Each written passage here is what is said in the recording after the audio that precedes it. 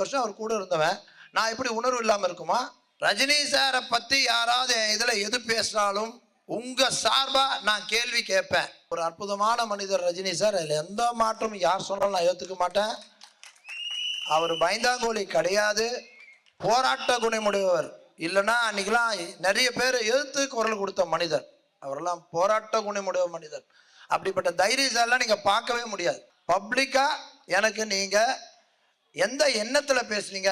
முன்னாள் ரஜினி ரசிகர் மன்ற மாவட்ட செயலாளர் சகோதரர் செனோரா அசோக் அவர்களை ஒரு பெரிய கரகோஷ ஒலியுடன் அவர்களை பேச அழைக்கிறேன்.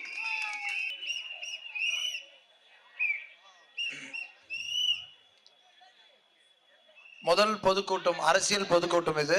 எனக்கு பொது மீட்டிங் நிறைய பேசியிருக்க மண்டத்தில், ஆனால் அரசியல் ரீதியாக முதல் பொதுக்கூட்டம் இது. அதனால் ஏதாவது தவறுதலாக பேசினால் அதை யாரும் அது சோசியல் மீடியாவில் பெருசு பண்ணி எதுவும் பண்ண வேணாம். நான் அரசியலில் ஒரு குழந்தை, அதில் தவறுதல் எடுத்துக்க வேணாம்.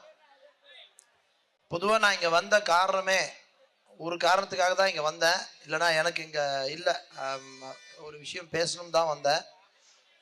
எனக்கு வயசு இப்போ 59. நான் 13 வயசு இருக்கும்போது பேசலாமா? உங்கள் பர்மிஷனோட தான் பேசுகிறேன். திரு ரஜினிகாந்த் அவர்களை ரசித்து 13 வயசில் ஒரு நல்ல மனிதராக இருக்காங்கன்னு ரசித்து, இன்னைக்கு 59 வயது. என்னோட அண்ணனுக்கு திருமணம் செய்து வைத்தது அவர்தான். எனது நல்லது கெட்டது எல்லாம் என் ஆசீர்வதித்தது அவர்தான். இன்னைக்கு நான் ஒரு மனுஷனா, ஒரு நேர்மையுள்ள மனுஷனா, கரப்ஷன் இல்லாத ஒரு மனுஷனா, இப்படி தான் வாழணும், எப்படி வாழணுன்றத என் குருநாதர் அவர்கள்லேருந்து நிறைய கற்றுக்கிட்டேன். நான்லாம் ஒரு கல்யாணத்துக்கு போனால் ஒரு 10 கார் 20 காரில் போனால் தான் வாழ்க்கைன்னு நினச்சிக்கிட்டு சாவுக்கும் கல்யாணத்துக்கும் போயிட்டு இருந்தவன் நான். அங்கே இறங்கி 4 பேர் நம்மளை பார்க்குறாங்களா அப்படின்றது ஒரு பார்வை, திருட்டு பார்வையை பார்த்து அது ஒரு ரசனையாக அதெல்லாம் பண்ணிட்டு இருக்கும்போது, ஒரு நாள் கலைவாணர் அரங்கில் எங்கள் ரஜினி சார் ஒரு இண்டிவிஜுவலாக ஒரு பேக் எடுத்துக்கிட்டு பொக்கே எடுத்துக்கிட்டு வந்ததை பார்த்த உடனே, இவர் பின்னாடி 1 லட்சம் பேர் போகலாம். அப்படி இருக்கும்போது நான் என்னடா ஒன்றுமே இல்லாமல் 10 காரில் ஒரு 50 பேரோட போய் அப்படின்னு நினச்சி 25 வருடமாக நான் தனியாகத்தான் திருமணத்திற்கும் எந்த கெட்ட நிகழ்ச்சி எது இருந்தாலும் நான் தனியாக தான் போக ஆரம்பித்தேன். அப்படி அவரை பார்த்து கற்றுக்குன்னு இருக்கும்போது எனக்கு அவர் அரசியல் வரவில்லை. அவருடைய உடம்பு சூழ்நிலை, அப்போ கரோனா வந்தது தான் காரணம். அவர் கரோனா வந்தனால டாக்டர்ஸ் வருது, அவர் சின்ன ஆப்ரேஷன்ஸ் தான் நடந்தனால அந்த கரோனா ஒரு 100 அடி தள்ளி தான் ஒரு மீட்டிங் போடணும் போது க்ரௌட் இல்லாமல் போட முடியாது. ஒரு காரணம் டாக்டரோட அட்வைஸில் அவர் அரசியல் வராமல் போன சூழ்நிலை இருந்தது. அப்போ எனக்கு சர்வீஸ் பண்ணணும் அப்படின்னு ஒரு நல்ல லீடர் வேணும்னு காத்துட்டு இருந்தேன். எனக்கு தெரிஞ்சு எம்ஜிஆருக்கு அப்புறம் ஒரு நல்ல லீடராக நான் யாரையுமே கருதலை, பார்க்கல. அது என்னுடைய நம்பிக்கை. அதாவது யாரும் இருக்கிறது என்னுடைய நினைப்பு, நான் அனலைஸ் பண்ணதில் தெரிஞ்சது. அப்படி இருக்கும்போது நம்ம லீடர் இன்னைக்கு தளபதி அவர்கள், அவர் சினிமாவெல்லாம் விட்டுட்டு பல கோடி சொத்தை விட்டுட்டு ஒருத்தர் வராருன்னா அது ஒரு பெரிய விஷயம். இந்த காலத்தில் அம்பானி மாதிரி பணம் இருக்கவங்க கூட 10 ரூபா எடுக்க யோசிக்கிற காலத்தில் 10 ரூபா எடுக்க மாட்டாங்க. பெரிய பணக்காரன் தான் பேரை ஒழிய பணக்காரங்க யாரும் பணம் எடுக்க மாட்டாங்க. ஏழைங்க பணம் கொடுத்துருவாங்க, பணக்காரன் பணமே எடுக்க மாட்டாங்க. வர்றதை வாங்கி வச்சுப்பாங்களோ கொடுக்க மாட்டாங்க. அதனால் பணக்காரன் குறை சொல்ல, நிறைய பணக்காரன் அப்படி இருக்காங்க, நான் பார்த்துருக்கேன். எல்லாரோட பழகிறத வச்சு சொல்கிறேன்.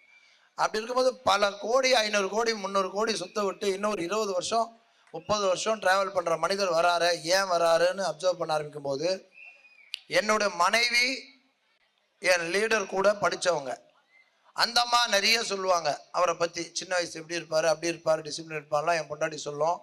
என் பையன் பொண்ணு 2 பேரும் டாக்டர்ஸ். முக்கியமான விஷயம் சொல்லணும், ஒரு நிமிஷம் எக்ஸ்ட்ரா ஆனாலும் மன்னிச்சிருங்க.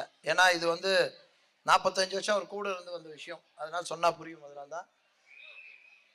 அதனால என் பையன் எல்லாம் டாக்டர்ஸ் இருந்தாங்க. எதனால இதை சொல்கிறேன்னா, முதல்ல நான் உண்மை பேசுகிறேன்றது உங்களுக்கு தெரியணுன்றதுக்காக சொல்கிறேன். மேடை ஏறிட்டோம் பொய் பேசணுன்றது தான் மேடை. இவ்வளோ நாள் பொதுக்கூட்டத்தில் நீங்கள் பேசுறதெல்லாம் பொய், உங்களுக்காக பேசுறது, உங்களை ஏமாத்துறதுக்காக பேசுறது. நான் அந்த பேச்சை பேச நான் இங்கே வரலை, நடந்ததை சொல்லணுன்றதுக்காக சொல்கிறேன். இங்கேயும் நிறைய பேர் ரசிச்சிருப்பீங்க. அப்போ அவங்கெல்லாம் லீடர் கூட படித்து எங்களோட நண்பர்கள், அண்ணன், பையன், பொண்ணுலாம் வந்து என்னை சொல்லும்போது, ஏன் இவர் வரார, இவர் பின்னாடி நம்ம ஏன் போகக்கூடாதுன்னு சொல்லி யோசிச்சுட்டு ஒரு 15 நாள் முன்னாடி அவர் பார்க்க சென்று இருந்தேன்.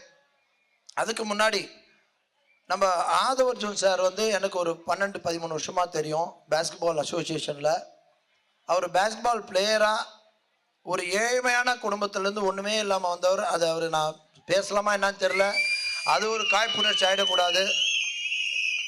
அப்பா அம்மா இல்லாமல் ஒரு ஏழை குடும்பத்தில் எஸ்டிஏ பேஸ்கெட்பால் கோச் வாசலில் இருந்து எனக்கு உள்ள சான்ஸ் கிடைக்காத ஆடுறதுக்குன்னு இருந்த ஒரு மனிதர். வாய்ப்புள்ள நீங்களாம் இதெல்லாம் எடுத்துக்கணும்.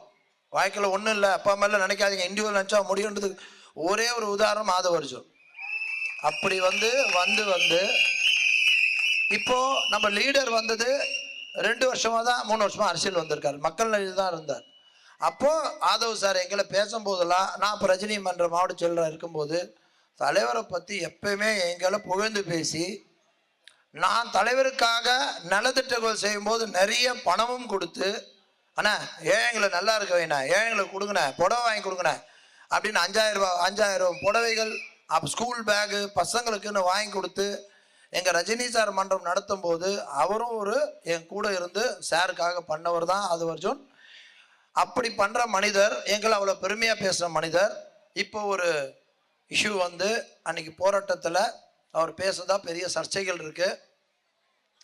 அந்த சர்ச்சைகள் வந்து நான் அங்கே இருந்தேன். அவர் கண்டிப்பாக தவறுதலாக பேசியிருந்தா அதே மேடையில் ஏறி எனக்கு அது புரிய வைங்க, ஏன் இப்படி பேசின்னு கேட்டிருக்க தைரியம் எனக்கு இருக்கு, கேட்டிருப்பேன். ஆனால் அவர் இன்டென்ஷனாக பேசலன்ற ஒரு காரணத்தினால நேராக பார்க்கறதுக்கும் பேப்பரில் படிக்கிறதுக்கும் வித்தியாசம் இருக்குது. ஒரு பேப்பரில் படிக்கும்போது நம்ம மைண்ட் வேற மாதிரி சொல்லுவோம், நேரில் பார்க்குறது அது உண்மை தெரியும். நான் தான் நன்மையாக இருந்தேன். 45 வருஷமாக ரஜினி சார் கூட இருந்தவன் எப்படி விட்டு கொடுத்துருவான்? நான் இன்னைக்கு லீடரோட வந்தனால என் ஒய்ஃபை நாளைக்கு திட்டா விட்டுருவேனா, என் பையனை திட்டா விட்டுருவேனா, என் நண்பனை திட்டா விட்டுருவேனா? அது மாதிரி 45 வருஷம் அவர் கூட இருந்தவன் நான் எப்படி உணர்வு இல்லாமல் இருக்குமா ஒரு 10 நாளில்? அப்போது அவர் இன்டென்ஷனோட பேசலன்றதை தெரிஞ்சுக்கிட்டேன். அவருக்கு ஒரே ஒரு இது, அன்னைக்கு நடந்தது போராட்டத்தை பற்றி. அந்த போராட்டத்தில் திமுகவை இது பண்ணி பேசும்போது அவர் உணர்ச்சி பூர்வமாக இந்த சொசைட்டியை மாற்ற முடியாத இயக்கத்தில் இருக்கவங்க வார்த்தை தவறி வரலாம். அப்படி வந்ததாக தான் நான் கருதுகிறேன். அது மாதிரி ஒன்றும் இன்டென்ஷனே பேசலை. அதனால் எனக்கு என் ரசிகர்கள், நான் இவ்வளோ 45 வருஷம் இருந்தனால முந்தா நேற்று என் ரசிகர் மன்ற மாவட்ட செயலாளரை நேற்று ரிசைன் பண்ணிட்டேன். ஏன்னா ஒரு இதில் இருக்கும்போது இருக்கக்கூடாது, ரிசைன் பண்ணிட்டேன். ஆனால் ஒரு அற்புதமான மனிதர் ரஜினி சார், அதில் எந்த மாற்றமும் யார் சொன்னாலும் நான் ஏற்றுக்க மாட்டேன். அவர் பயந்தாங்கோலி கிடையாது, போராட்ட குணமுடையவர். இல்லைன்னா அன்றைக்கெலாம் நிறைய பேர் எதிர்த்து குரல் கொடுத்த மனிதர். அவரெல்லாம் போராட்ட குணமுடைய மனிதர். அப்படிப்பட்ட தைரியசாலாம் நீங்கள் பார்க்கவே முடியாது. அதனால் என் பழகின இதில் 45 வருஷம் பழகிருக்கின்ற உரிமையில் அவரை பற்றி நான் சொல்கிறேன். எனக்கு ஆதவர்ஜுன் சாரை வந்து ஒரே ஒரு கோரிக்கை மட்டும் வச்சுக்கிறேங்க. நான் கூட இருந்தேன், எனக்கு தெரியும் உங்களுக்கு இன்டென்ஷன் இல்லைன்னு தெரியும். ஆனால் பப்ளிக்காக எனக்கு நீங்கள் எந்த எண்ணத்தில் பேசுனீங்க அப்படின்றது எனக்கு தெரிஞ்சுக்கணும்னு ஆசைப்பட்றேன். நான் ரசிகராக இவ்வளோ வருஷம் பழகிருக்கேன். 45 வருஷம் குடும்பமாக தமிழ்நாடு மொத்தம் பழகிருக்கேன். ஆனால் உலகத்தில் இருக்க எல்லா ரஜினி ரசிகர்களுக்கும் ஒன்றே ஒன்று சொல்கிறேன், ரஜினி சாரை பற்றி யாராவது இதில் எது பேசினாலும் உங்கள் சார்பாக நான் கேள்வி கேட்பேன்.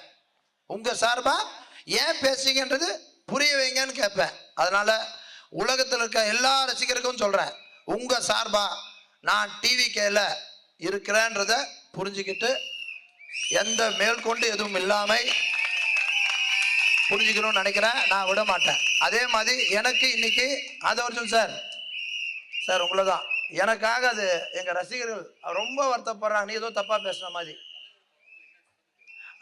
அது மறந்து போச்சு பாருங்க, சாரி சார். அதான் முதல் மேடை, மன்னிச்சிருங்க, பொதுக்கூட்ட மேடை, அரசியல் மேடை.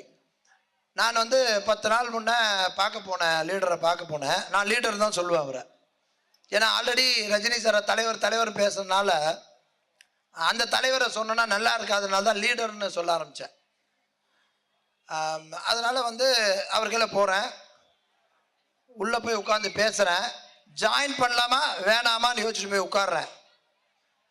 உட்காரும்போது இது நான் ஆல்ரெடி ஒரு சின்ன இஷ்யூலாம் போச்சு. நிறைய பேர் நம்மளை பிரித்து விட்றதான உலகமே இருக்குது. அந்த மாதிரி ஏதோ நடக்குதுன்னு இருக்கேன். அப்போ சாரோட உட்காந்து ஒரு 40 நிமிஷம் பேசும்போது அவரை கேட்டேன், சார் ஒரே ஒரு கோரிக்கை என்ன அப்படின்னாரு. சார் 45 வருஷம் ஒரு மனிதரோட இருந்துட்டேன் அப்படின்னு சொல்லி என் செல்ஃபோனை கூட எடுத்து காமிச்சேன். அவர் முன்னாடியே ரஜினி சார் ஃபோட்டோ தான் வச்சுருந்தேன். வருஷத்துக்கு ஒரு நாள் டிசம்பர் 12 உங்கள் பிறந்தநாள் அன்னைக்கு, அவரோட பிறந்தநாள் அன்னைக்கு நான் கோயிலுக்கு போயிட்டு நல திட்ட உதவிகள் பண்ணிவிட்டு பேப்பர் ஆடு கொடுக்குறது என் வழக்கம், அதை நான் செய்யலாமா அப்படின்னு கேட்டேன். என்ன சார் இப்படி சொல்கிறீங்க? நானும் அவரும் ரசிகருங்க, நான் எனக்கும் தலைவர், அவர் எனக்கும் தலைவர். இது அதனால அதெல்லாம் இங்கெல்லாம் கிடையாதுன்னு சொல்லி நீ ஸ்க்ரீனில் கூட அதே வச்சுக்கோங்கன்னு சொல்லி அப்படி சொன்ன அடுத்த நிமிஷம் இப்படியாப்பட்ட லீடர், பொறாமை இல்லாம எதிர்ப்பு இல்லாம யாரும் எதிர்க்காம அப்படி இருந்த ஒரு லீடர் தான் நம்மளுக்கு வேணும்ன்றனால துண்டை எடுத்து கையில கொடுத்து எனக்கு போடுங்க சார், உங்க கையால போடுங்க லீடர்னு சொல்லி தலையில போட்டுக்கிட்டு கட்சியில சேர்ந்தவன் நான். அவர்கள் அதையும் சொல்ல வந்தேன், இருக்கிற இடத்துக்கு உண்மையா இருப்பேன் அது மட்டும் சொல்லிட்டு வந்தேன். அதே மாதிரி வந்து இன்னைக்கும் சொல்றேன், 45 வருஷம் பழகினால அவரை தலைவரை என்னைக்கும் மறக்க மாட்டேன். அதனால யாரும் தயவு செய்து டிவிக்கு என் லீடர் சார்பாக கேட்டுக்கிறேன், யாரும் தவறுதலா எதுவும் அவரை பேச வேண்டாம் கேட்டுக்கொள்கிறேன். அவரை பார்த்து நம்ம தலைவரே எங்களை சொன்ன வார்த்தை நான் ரசித்தேன் போனன்றனால யாரும் தவறா பேசி ஒருத்தர் திட்டம் போது சைலண்டாக இருந்தாலே சண்டை இருக்காது. நீங்கள் திரும்பி போட்டால் தான் சண்டை, திரும்பி போடாதீங்க. ஒரு மாபெரும் மனிதன், தயவு செய்து அவர் எதுவும் பேசாதீங்க கேட்டுக்கொண்டு ஆதவ அர்ஜுனா அவர்களை அதுக்கு விளக்கம் கொடுக்குமாறு கேட்டுக்கொள்கிறேன். நன்றி.